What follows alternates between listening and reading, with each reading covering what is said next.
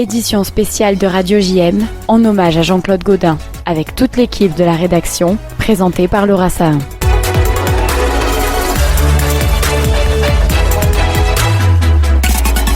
Chaque fois que la radio juive m'a demandé dans le passé, lorsque j'étais en fonction, de m'exprimer à l'occasion des fêtes, à l'occasion d'événements, bien entendu, je l'ai fait très volontiers.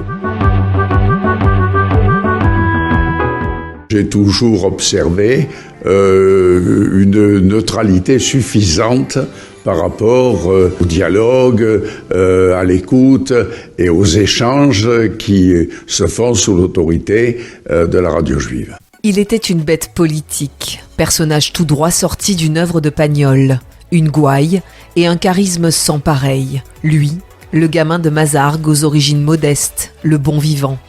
Jean-Claude Gaudin, c'est Marseille, a affirmé le président Macron, qui a lui-même annoncé sa mort sur le réseau social X. Pendant un quart de siècle, il a dirigé notre cité, pour le meilleur, portant Marseille capitale européenne de la culture en 2013, ou la construction de l'un des musées les plus visités de France, le Mucem, mais aussi pour le pire avec la chute des immeubles de la rue d'Aubagne en 2018, dont il ne se remettra jamais vraiment.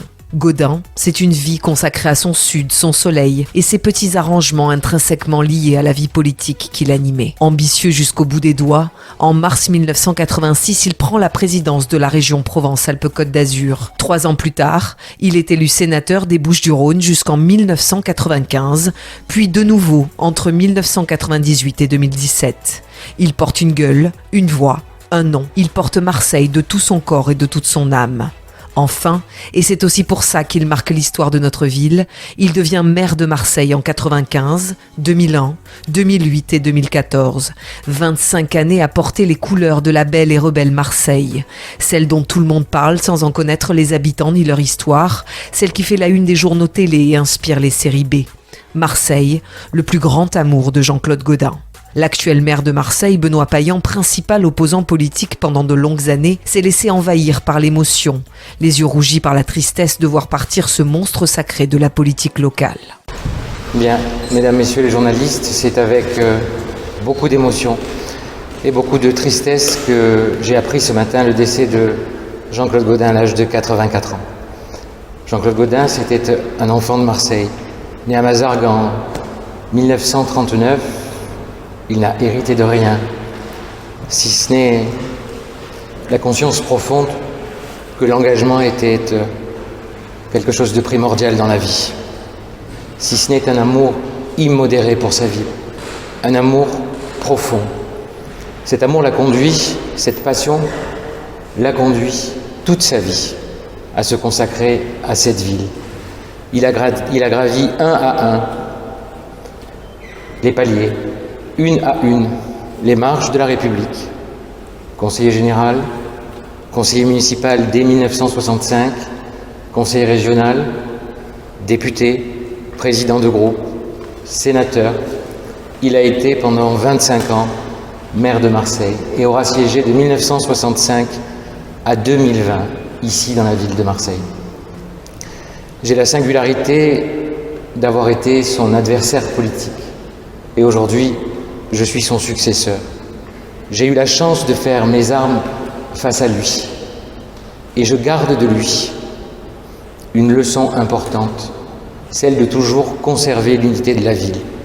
Je garde de lui une phrase importante qui nous faisait dire que la politique est dans tout, mais que la politique n'est pas tout. Il va manquer à sa ville parce qu'il aura marqué pendant près d'un demi-siècle la vie politique de sa ville et de son pays. Il va manquer à sa famille et à sa famille politique auxquelles je pense et je veux leur adresser en mon nom et au nom de toutes les Marseillaises et tous les Marseillais nos condoléances attristées. Marseille perd une partie de son histoire aujourd'hui, mais il aurait aimé qu'on se souvienne de lui comme quelqu'un qui a donné, comme quelqu'un qui s'est battu et comme quelqu'un qui a grandi avec sa ville. Demain, nous rendrons un hommage républicain à Jean-Claude Gaudin, ici même, à 17h. C'est dans cette salle qu'il a fait ses premières armes avec Gaston Defferre, ici où nous nous trouvons. Et c'est dans ce bureau qu'il a exercé la magistrature première de cette ville dès 1995 à 2020.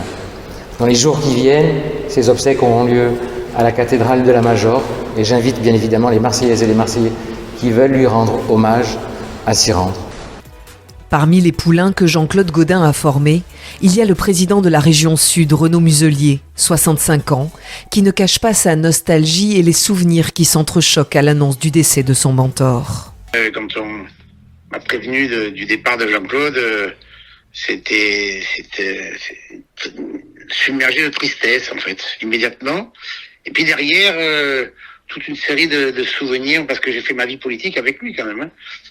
Jeune conseiller départemental, jeune député, on a fait le mariage de l'UDF et du RPR à l'époque pour gagner la ville de Marseille en 95. Et cette unité nous a permis d'être élus et réélus et ça l'a amené jusqu'en 2020. Donc nous avons un parcours politique très proche, même si on a 20 ans d'écart. Mais c'était le mariage en quelque sorte du médecin et du professeur, du RPR et de l'UDF, du Giscardien et du Chiracien et tout ça au service de la ville. Oh, des anecdotes, il y en a beaucoup, des moments de joie, de rire, de peine, de tristesse, aussi d'énormes difficultés. Les joies, c'est bien sûr la victoire en 95, où on est au pied de l'hôtel de ville et je lui sors les clés de l'hôtel de ville, qui n'étaient que les clés de nos futurs adjoints, Claude Valette, et il les a brandis, il s'est mis à danser au pied de l'hôtel de ville. Ça, c'était des grands moments de bonheur. Des grands moments de souffrance, c'est quand nous avons eu l'assassinat du petit Nicolas Bourga, qui avait été assassiné en ville. Et il fallait faire attention aux propos, et nous étions coincés par une extrême droite qui était très forte et qui voulait amener la haine, alors que nous étions plutôt sur la concorde. Tout à fait, tout en respectant le petit. Puis d'autres situations assez drôles et plutôt cocasses. Quand on a gagné la ville en 95, il s'est retrouvé président de l'Olympique de Marseille. Moi, c'est mon président délégué. Et il n'avait pas une très grande expérience du foot. Pour autant, on a réussi à faire remonter dans l'année le club en première division. Voilà, 2-3 exemples. Mais ce qu'il faut se souvenir surtout de Jean-Claude, c'est sa bonhomie, son humour et sa grosse voix. Quand il arrive de quelque part, Jean-Claude était là, quoi. Et donc il prenait du volume, il prenait de la place et il était particulièrement attachant. Et aujourd'hui, Marseille est en deuil et je crois que les Marseillais se retrouvent tous un peu orphelins. Martine Vassal, présidente de la métropole Aix-Marseille-Provence et du département 13, assimile Jean-Claude Gaudin à un deuxième papa, plus qu'à un simple mentor politique, qui l'aurait guidé vers le succès. Je lui dois beaucoup en politique, puisque c'est lui qui m'a mis le pied à l'étrier, qui m'a conseillé, qui m'a suivi, qui m'a soutenu. Et encore ces derniers jours, je l'avais au téléphone et il me donnait encore des conseils et que j'appliquerai bien entendu. Aujourd'hui, Marseille est en deuil. Les Marseillais et Marseillaises ont perdu un homme qui a fait beaucoup pour la ville. Son bilan est très long. C'est un maire bâtisseur. C'est un maire qui a fait baisser le chômage, qui s'est occupé de tous les quartiers, qu'ils soient au nord, à l'est ou au sud. Et c'est un maire qui restera dans toutes nos mémoires et qui aujourd'hui nous manque déjà. La sénatrice des Bouches-du-Rhône, Valérie Boyer, reconnaît en Jean-Claude Gaudin un personnage politique atypique, d'envergure nationale, connu et reconnu de tous. Un personnage assez unique dans le paysage politique français, puisque à la fois il incarnait sa ville, mais c'était aussi une personnalité qui avait une envergure nationale. Et d'ailleurs, je reste convaincue qu'il aura un hommage national. C'est pas pour rien que c'est le président de la République qui a tenu à annoncer lui-même son décès. Il n'y a pas beaucoup de maires ou de personnes, effectivement. Ce qui est très rare aussi aujourd'hui dans la vie publique, c'est qu'il a 60 ans d'engagement public, 25 ans en tant que maire, 4 mandats de suite. Chaque Marseillais le connaît. Je crois que chaque Français sait qui est Jean-Claude Gaudin, ce qui est quand même très rare pour une personnalité politique. Une notoriété incroyable. Et un engagement et beaucoup de métamorphoses de la ville se sont passées sous son mandat. Autre sénateur et autre éloge de la part de Bruno Gilles, qui admet la ténacité de l'homme politique, un caractère qu'il a porté aux plus hautes instances de l'État. c'est un animal, un faux politique, donc inévitablement c'est un faux gentil ou un faux doux.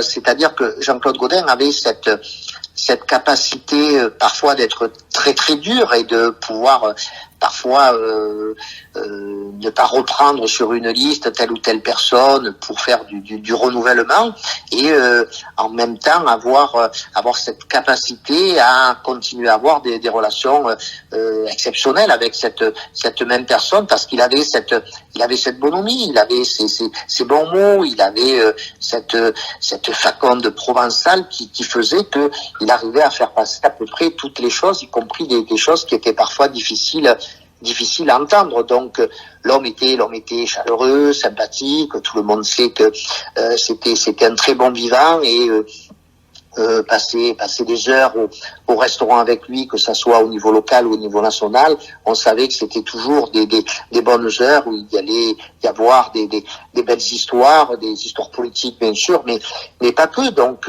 fréquenter Jean-Claude Gaudin assez régulièrement, c'est quand même le souvenir de bons moments, bien évidemment. Parmi les hommes politiques les plus proches de Jean-Claude Gaudin, le député de la première circonscription des Bouches-du-Rhône, Didier Parakian.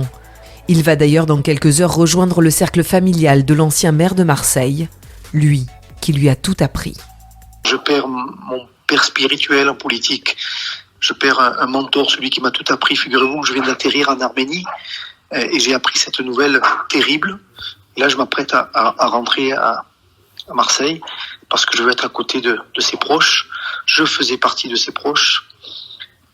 C'est lui qui m'a enseigné ce qu'était la politique. C'était un homme formidable, c'était un homme de générosité. J'ai tellement de souvenirs qui me reviennent à l'esprit. Puisque je suis en Arménie, c'est un homme qui a toujours soutenu la cause arménienne. On était ensemble encore il y a quelque temps en Arménie. Et puis c'est un homme qui avait une vision, qui a transformé son territoire, qui a transformé sa ville, qui a métamorphosé sa ville. Il prenait des décisions fortes. Et aujourd'hui, je peux dire que la France et Marseille perdent un grand homme d'État, un grand homme qui marquera à jamais l'esprit des Marseillais et des Marseillaises. Et j'ai été fier de le servir, j'ai été fier d'être son adjoint à l'économie, son adjoint à l'international. Et que Dieu le protège de là où il va aller. Je suis certain qu'il continuera à protéger sa ville et qu'il aimait tant. C'était un Marseillais à l'ancienne. C'était un politicien à l'ancienne. Et c'est ce qui m'a plu en lui. C'est lui qui, en 2008, m'a demandé d'être à ses côtés. Et quelle fierté j'ai eu de grandir politiquement à ses côtés. Il m'a même soutenu quand j'ai décidé de me lancer dans la course à la législative. Et aujourd'hui, si je suis député, je lui dois beaucoup. Donc je suis très triste aujourd'hui, comme beaucoup de Marseillais. Même son de cloche du côté d'Yves Morenne, issu de la garde rapprochée de l'ancien maire, conseiller départemental et municipal. Il rappelle le destin hors norme de ce petit garçon issu d'un milieu modeste. Rien ne laissait présager une telle carrière. C'est un homme sans aucun héritage économique, politique, social ou culturel, le fils unique d'une famille de Marseillais très très très simple, qui à la seule force de son travail, de sa passion et de son charisme a changé l'histoire politique de cette ville, puisque lorsqu'il commence la politique à 20 ans, Gaston Defferre et le Parti socialiste marseillais tiennent tous les leviers du pouvoir à Marseille, tous les sièges de députés, le conseil général, la mairie, etc. Et Jean-Claude Gaudin, à lui seul, va créer la droite et le centre à Marseille et les faire progresser jusqu'à emporter la mairie en 1995 et la région dès 1986 et à créer autour de lui 2 ou 3 générations de responsables politiques qui ensuite dirigeront cette ville, le département et la région. C'est pas Jean-Claude Gaudin, c'est pas une aventure individuelle, c'est un homme qui, à la force de ses convictions et de son charisme, a créé une équipe qui a tout renversé sur son passage.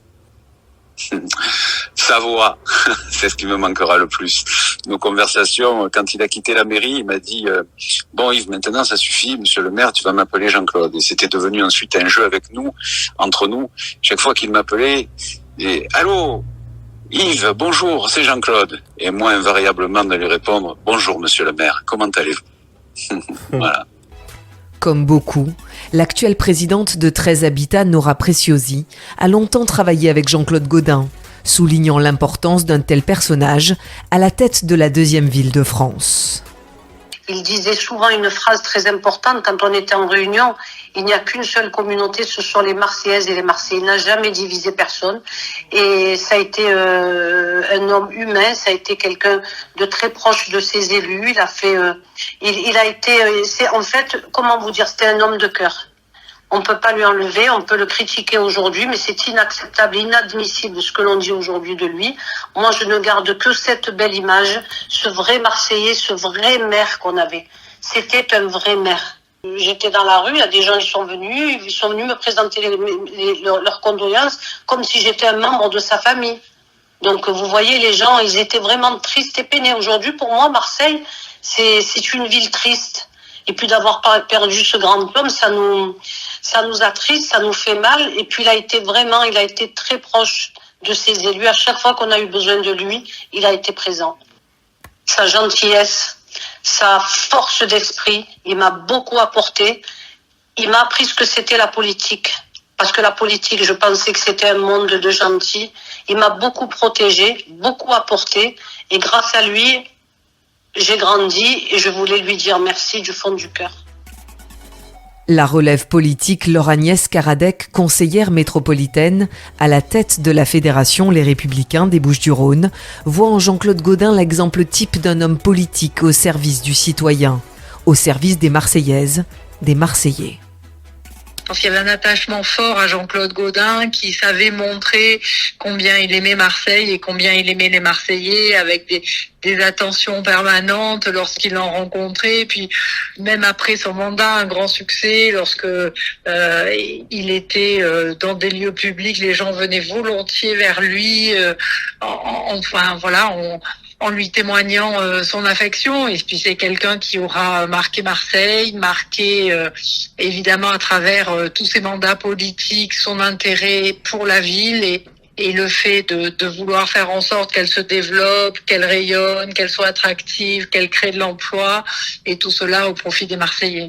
Il a en permanence, quels que soient ses mandats en tant que ministre, en tant que président de la région, fait en sorte que Marseille tire les bénéfices de ces mandats-là. Quand il était ministre, il a créé les zones franches, la zone franche, la première et la seconde, pour justement développer l'emploi et faire en sorte que les Marseillais puissent avoir accès à l'emploi, et ensuite faire en sorte que Marseille rayonne à travers Marseille, capitale européenne de la culture par exemple, ou la candidature aux Jeux Olympiques pour laquelle il a, avec ses élus, largement contribué.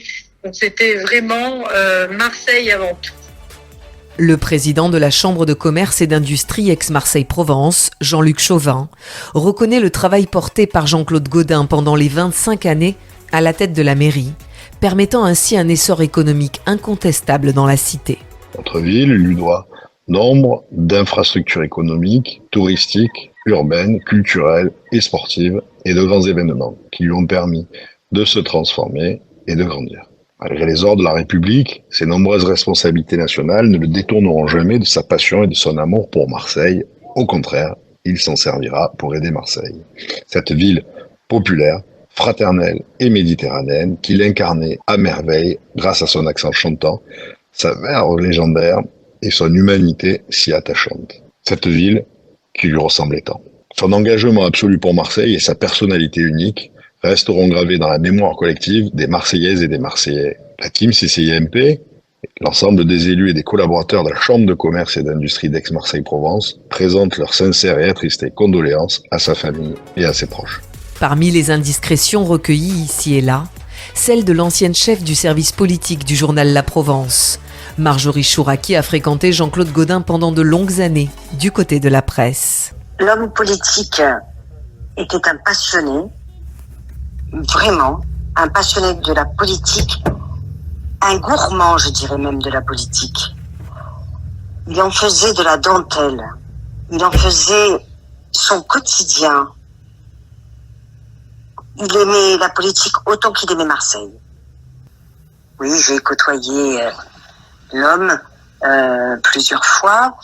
Il était attaché aux convenances. Par exemple, il était capable de vous montrer qu'il n'aimait pas le gin quand vous veniez à un conseil municipal, mais il était également capable, et c'est ce qu'il m'a fait aujourd'hui, une fois, lors d'une conférence de presse, il m'a fait un signe du pouce pour me montrer qu'il appréciait mon élégance, parce que j'avais un chemisier assorti à mon pantalon. Donc il pouvait être très étonnant, très détonnant. Il avait des colères homériques qu'il n'a jamais eu à mon encontre les fois où je l'ai rencontré. Et ce dont je peux me souvenir, c'est également ses vœux à la presse, quand il s'asseyait et puis il vous faisait une place à côté de lui et il vous disait « Asseyez-vous à côté de moi, Marjorie ». Et là, on savait que commençait l'essentiel de son propos, les confidences et les coulisses. Et puis également ses discours qu'il lisait rapidement lorsque ça l'ennuyait. Il claquait la dernière page du discours sur son pupitre. Et là aussi commençait l'essentiel. Il faisait des retours historiques régulièrement sur l'année 1938, par exemple, lorsque Marseille a connu le feu des nouvelles galeries et a été mise sous tutelle. Ça, c'était une date qui comptait beaucoup pour lui. Des retours historiques sur ses connaissances, Irma Rapuzzi. Et donc j'ai vu quelques larmes quand il a parlé d'elle, parce que elle approchait le centenaire et qu'il savait que c'était la fin pour cette grande femme qu'il aimait beaucoup. Et donc des anecdotes aussi, encore et toujours. C'était un vrai comédien qui faisait rire la salle. Et la salle des journalistes était jamais prompte à rire, mais toujours prête au fou rire avec Jean-Claude Gaudin. Au-delà des politiques, des journalistes et des acteurs économiques et culturels, les Marseillais du fleuriste au boucher en passant par le pêcheur ou le banquier, eux aussi sont touchés par la disparition de leur mère, la figure de proue de la ville, l'emblème d'un Marseille d'antan. Je pense quand même que c'était un bon maire qui a fait des choses pour Marseille. Et c'est sûr que ça nous fait quelque chose parce qu'on l'a connu et on va dire qu'il a œuvré au mieux pour la ville de Marseille. Écoutez, je suis très triste. Il n'était pas fan du foot, mais en tout cas il était derrière l'OM, il avait l'envie, il était enthousiaste, il était pour l'OM. Voilà, écoutez, je suis dégoûté et triste. C'est une figure marseillaise. Donc automatiquement, on réagit. Ça fait toujours de la peine de savoir que quelqu'un est parti alors qu'on l'a toujours connu, enfin personnellement parlant. Il n'y a plus personne qui représente le Marseille d'avant. Voilà. Donc quand on arrive à un certain âge, c'est sûr que ça fait quelque chose parce qu'on se dit, allez, encore quelqu'un qui disparaît et voilà, la vie, la société n'est plus la même maintenant. À l'hôtel de ville depuis hier, 18h, les citoyens peuvent aller signer le registre de condoléances. L'occasion pour le consul de Chine, Dong Angli, de rendre hommage à l'homme fort de la cité phocéenne. Et c'est une figure très importante pour Marseille et c'est un grand ami pour la Chine. Pendant son mandat, presque 20 années, 25 ans plus précisément, il a énormément contribué au raffermissement des liens d'amitié entre Marseille et Shanghai. C'est grâce à lui qu'on a jumelé les deux villes depuis 26 ans. On n'oublie jamais les vieils amis. Marseillaises et Marseillais peuvent encore aujourd'hui et pendant plusieurs jours venir inscrire leur reconnaissance et leur respect au maire emblématique de la ville. Parce qu'il a marqué mon enfance, toute ma jeunesse, du collège jusqu'au lycée. Et il aimait beaucoup les Marseillais. Il avait le cœur sur la main et sa bonne humeur. Il aimait tout le monde. Il n'avait pas de... Je ne sais pas si tu as le droit de le dire, mais de racisme. Il aimait beaucoup Marseille, il a beaucoup changé Marseille. Et c'est ça que je dois souligner. C'est mon enfance. Voilà, mon enfance, sa joie de vivre, sa bienveillance envers tous les Marseillais. Et il n'avait pas de discrimination, il n'avait rien. Il a marqué Marseille par sa gentillesse, par sa bonté, voilà, on le considérait comme un papa, un proche de la famille en fait. Mes condoléances à sa famille, à ses proches. C'est vrai que c'est difficile pour eux. Et Marseille ne va jamais l'oublier. Voilà. En tout cas, la génération dans laquelle je suis et les futures générations ne l'oublieront pas. Ça, c'est sûr et certain. C'est Marseille, sans lui, ça n'a aucune signification en fait. Voilà. Il a marqué Marseille, il faut le souligner, voilà. Ça a été un grand maire pour Marseille, il a fait beaucoup de choses pour notre ville. Et du coup, on est obligé de venir lui rendre hommage. C'est de la tristesse, c'est triste, c'est malheureux. On a perdu un grand personnage et un bon homme. Marseille, pour moi, c'est Gaudin, voilà, depuis toujours. Et puis, parmi les missions confiées à l'ancien maire de Marseille depuis 2020, il y a la présidence de Marseille Espérance, institution de tous les religieux marseillais unis pour le dialogue et la paix des communautés. Lui, le fervent catholique, ancien enfant de chœur fréquentant les mouvements de jeunesse dès le plus jeune âge.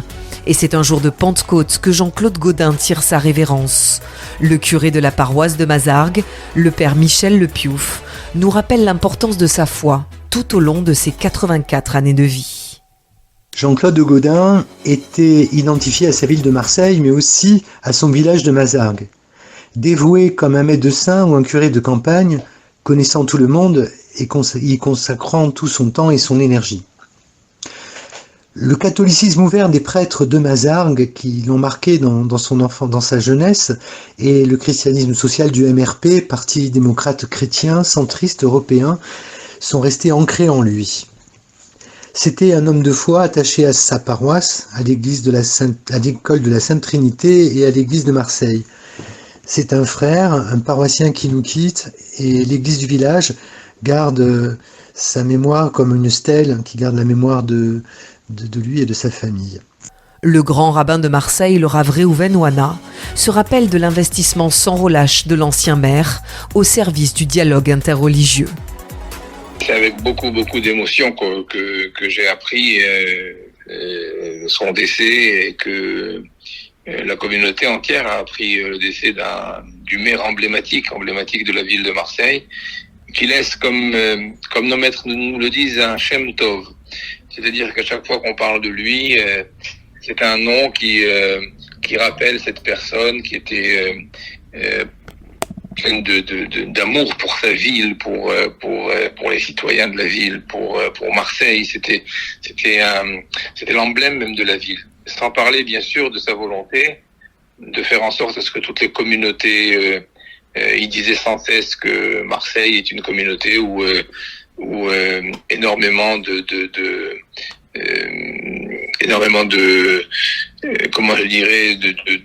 communautés sont réunies de différents pays, de différentes origines, et que c'est la ville d'accueil, c'est celle du port, c'est celle où chacun trouvait sa place. Il voulait une ville qui soit toujours accueillante pour l'étranger. Et cette attitude, on l'a retrouvée chez lui dans sa volonté d'unir les chefs religieux de toutes les communautés. Alors bien sûr, l'histoire de Marseille Espérance, l'instance de Marseille Espérance qui réunit tous les chefs religieux et toutes les communautés, c'était déjà à l'origine du maire précédent qui était Vigourou de son temps.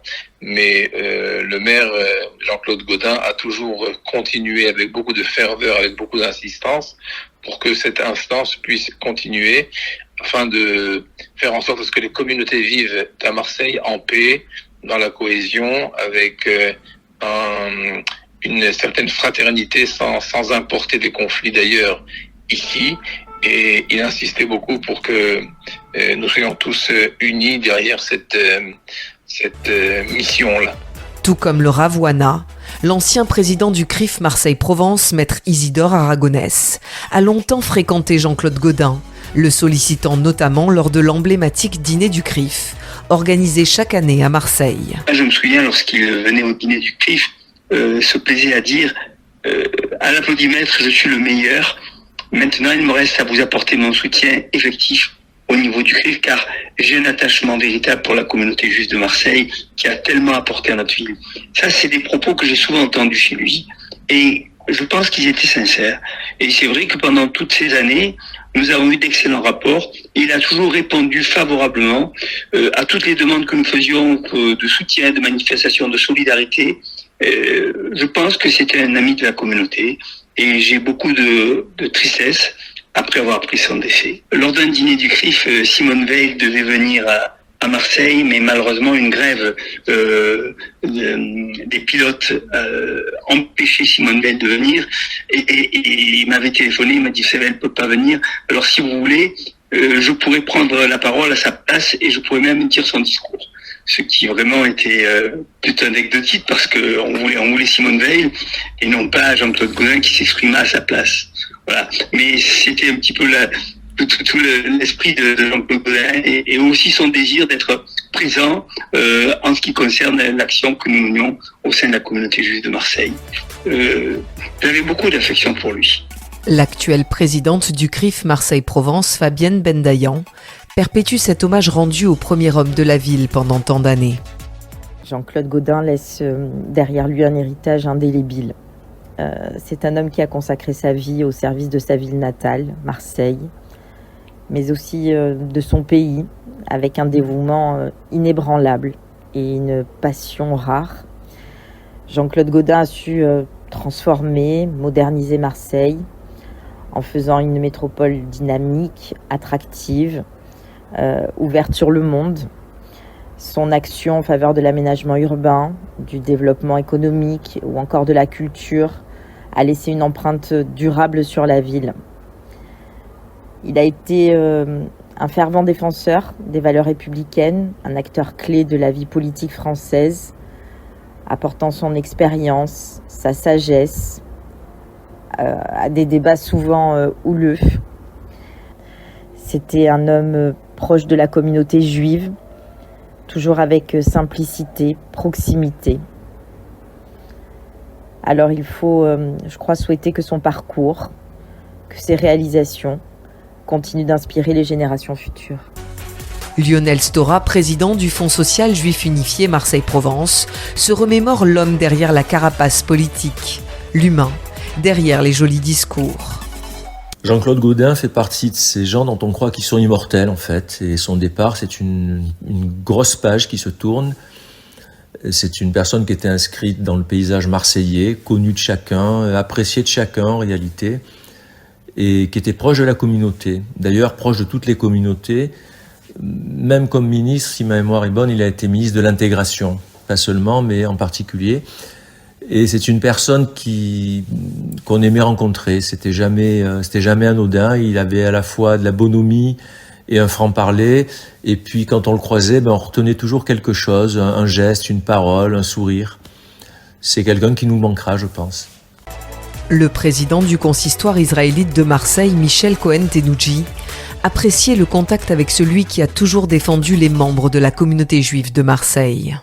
J'avais l'occasion de le rencontrer régulièrement dans le cadre de mes fonctions au sein du consistoire israélite de Marseille.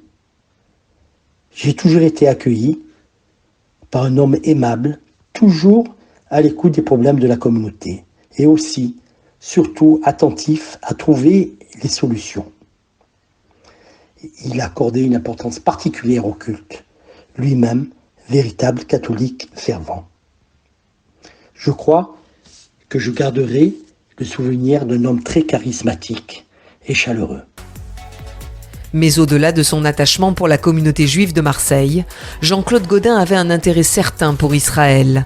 Son ancien adjoint au maire et acolyte pendant 35 ans, Daniel Sperling, se remémore tout l'intérêt de l'ancien maire pour la Terre Sainte. Une petite anecdote qui résume bien Jean-Claude Gaudin, c'est que depuis, pendant ces 30 et quelques années, j'ai été celui qui a organisé les voyages en Israël. Il avait souhaité que la communauté juive soit très présente à ses côtés, et donc il me donnait l'opportunité d'organiser ces grands voyages en Israël avec la communauté et avec des personnalités du monde économique.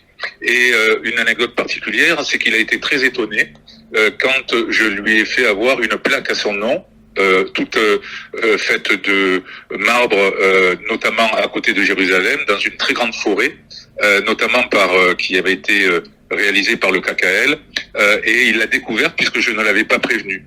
Et à ce moment-là, il a versé véritablement une larme en me disant: tu as fait quelque chose d'exceptionnel, c'est d'avoir mon nom en Terre Sainte, puisqu'il ne faut pas oublier que Jean-Claude Gaudin est le premier homme politique de droite français à avoir dit Jérusalem, capitale de l'État d'Israël. Pour ces témoignages. Beaucoup de choses ont été dites sur cet hommage à Jean-Claude Gaudin. Tout d'abord, il est important de préciser qu'il répondait toujours présent aux invitations de Radio JM. Il était d'ailleurs venu en avril 2021 à l'invitation d'Elsa Charbit pour évoquer son dernier livre. C'était un homme avec une mémoire extraordinaire, un sens politique hors du commun, et qui, sans aucun doute, aimait sa ville, la ville de Marseille. Je peux témoigner de son engagement fort pour l'entente entre les communautés. Il accordait beaucoup d'importance à Marseille Espérance, qu'il réunissait chaque fois que cela était nécessaire. D'ailleurs, il avait répondu favorablement à mon initiative lorsque je lui avais proposé de parrainer un accord de coopération entre le maire de Haïfa et le maire de Marrakech. C'est incontestable qu'il accordait beaucoup d'importance aux préoccupations de la communauté juive. Il avait su s'entourer de figures emblématiques, telles Nicole Zemmour ou Daniel Sperling, qui permettaient ainsi un relais avec la communauté juive pour faire avancer tous nos dossiers. J'ai eu la chance de l'accompagner à plusieurs reprises en Israël, dans le cadre du jumelage Marseille-Haïfa. Il était attaché à la Terre Sainte. Il accordait beaucoup d'importance au centre culturel Gaston Defferre à Haïfa. À titre personnel, je retiens un moment particulier et de forte complicité avec Jean-Claude Gaudin. En effet, lors de son dernier voyage en Israël, je me suis retrouvé à l'aider à marcher pendant plus d'1 heure dans la vieille ville de Jérusalem. J'avoue que c'était surréaliste et gravé à tout jamais dans ma mémoire. C'était un homme passionnant, féru d'histoire, un homme d'esprit, un homme avec beaucoup de spiritualité. Il restera un géant de la politique française. Cette page spéciale vous a été présentée par la rédaction de Radio JM, Magali Barthès, Jordan Toiti, Nathan Sperling et Amy Chiolard, sous la présidence de Jean-Jacques Zénou. Bravo pour leur réactivité à produire ce format que vous pouvez retrouver sur notre site internet radiojm.fr et nos réseaux sociaux Facebook, Instagram et Twitter. Je vous retrouve à 13h avec l'invité de la rédaction. Aujourd'hui, je reçois Barbara Cohen, responsable de la DDF Marseille. Très belle journée à tous.